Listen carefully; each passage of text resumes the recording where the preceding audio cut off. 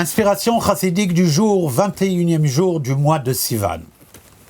Au début du livre du Tanya, Rabbi Schneur Zalman, au 3e chapitre, décrit et explique que chacun d'entre nous, on a les forces intellectuelles qui sont au nombre de 3, Chochma Binadat, la sagesse, la compréhension et l'attachement par l'analyse approfondie, et ainsi que les émotions qui sont au nombre de 7, en commençant par Chesed, Gvura, la bonté, la rigueur, et ainsi de suite.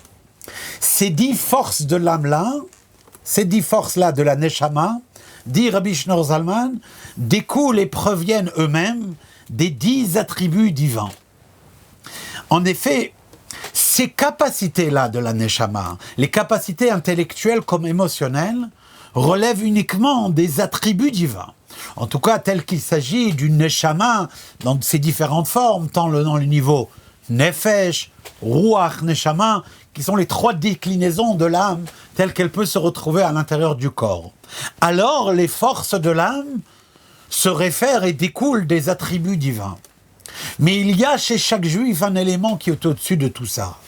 Et ça, c'est son attachement intrinsèque avec Hachem. Cet attachement qui fera que ni il peut, ni il veut être séparé de Dieu, ni il veut que ce lien intrinsèque avec Dieu soit coupé et Dieu préserve.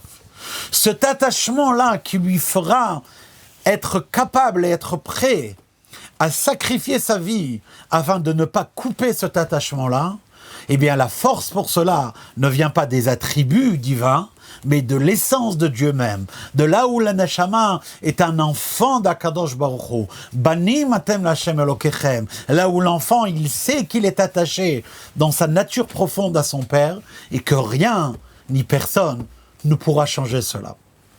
Kol Tov.